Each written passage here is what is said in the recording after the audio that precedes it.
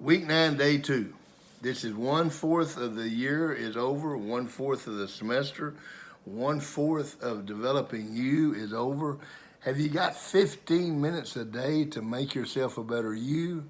Have you got 15 minutes a day to make yourself a better husband, wife, mother, father, employee, athlete, student? If you don't have 15 minutes to do that, you don't have a chance. And that's what the schools that refuse to teach it used to tell me all the time, we don't have the money. Well, that's not true. This is free. www.developingcharacter.org, the entire curriculum there. This is page 57 on that curriculum. The second thing I heard all the time is, we don't have time to do that. We're teaching English, science, history, math. We're doing all these other things. You're going to spend time on character. Your choice is, are you going to spend time being proactive and developing character?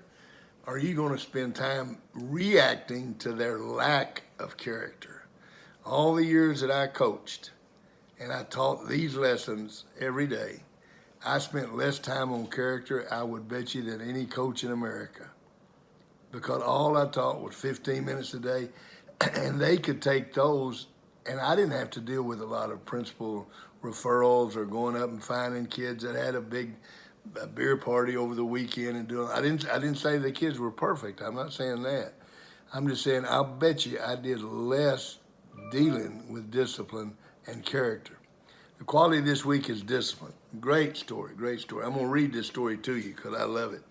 David Lovchick was born with a disease that forced his parents to put braces on him at night when he slept. His parents wanted David to have the same opportunities in life that healthy children had. This desire was translated into the action of putting these braces on and screwing them on tight. Many a night, young David, not knowing what they were doing was best for him later in life, would plead with them to not put the braces on or not to screw them on so tight. Bernie Lovchick would have given almost anything to comply with the boy's pleadings. But his love was so deep that he said no to the tears of today, which meant he was saying yes to his health and happiness in the future. Bernie said it was a different set of tears, those of joy, when David walked without a limp at his bar mitzvah. Can you imagine the pain if Bernie had pushed the boy down the aisle in a wheelchair and David would have looked up and asked, why didn't you screw the braces on tight? You see, if your parents are screwing the braces on tight, take the time to thank them. If your coach is holding you accountable and makes it difficult for you and pushes you to your limit, thank him. Because what he's doing is screwing the braces on. Can you imagine going in there, and this is back in the 50s when this story happened, and these old braces were these old wooden metal braces that were so uncomfortable and painful. And Bernie would go in there and David would say, hey, Dad, how about just tonight, just this one time, let's don't put the braces on. Or if we got to put them on, let's don't put them on so tight. What loving father would screw them on and screw them on tight? A loving father. See, that's discipline. Discipline is doing what's right no matter what the circumstances are. I don't care if your ankle hurts or not. Do what's right. I don't care if it's popular. Do what's right. Look at the questions.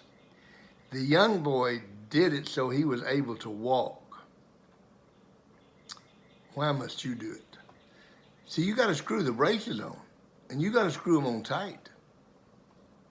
Why do you do it? Why do you study on Tuesday night instead of going into talking on the cell phone all night? Is that screwing the braces on? You bet it is. Why do you eat good food instead of the junk food that is so prevalent today? Because you're screwing the braces on. When somebody says, why are you, why are you not eating the Whopper? You say, because I'm screwing the braces on. Now, they'll not understand anything that you're saying, but somebody's got to screw the braces on.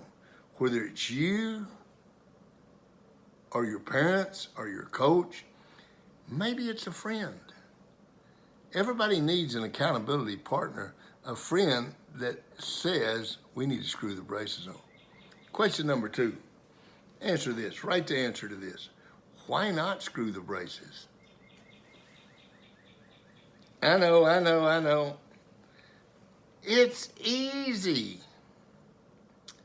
It don't hurt at all. I used to get so mad at kids that I coached that we would lose a game in the playoffs and they'd all start crying.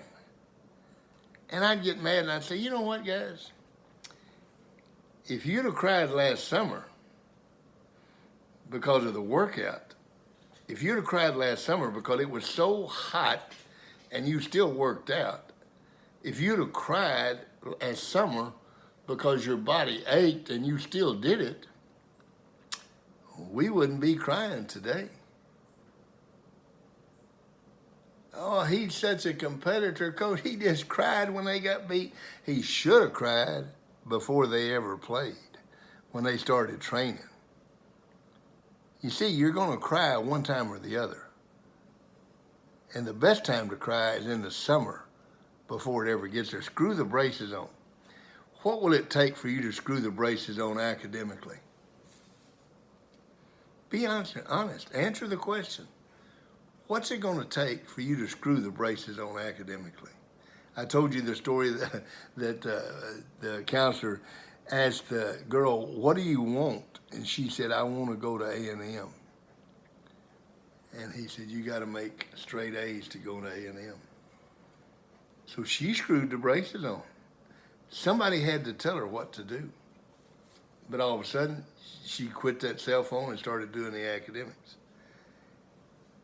How do you screw the braces on with food, tobacco, alcohol, and drugs? Everybody does drugs. Everybody does drugs, coach. Everybody drinks. Well, that's what makes you a man, is you drink beer. No, men screw the braces on. Boys drink beer. Men screw the braces on. And that's what you got to do. You got to make a decision. What's it going to take for you to do that? Discipline, page 57, developingcharacter.org. See you tomorrow.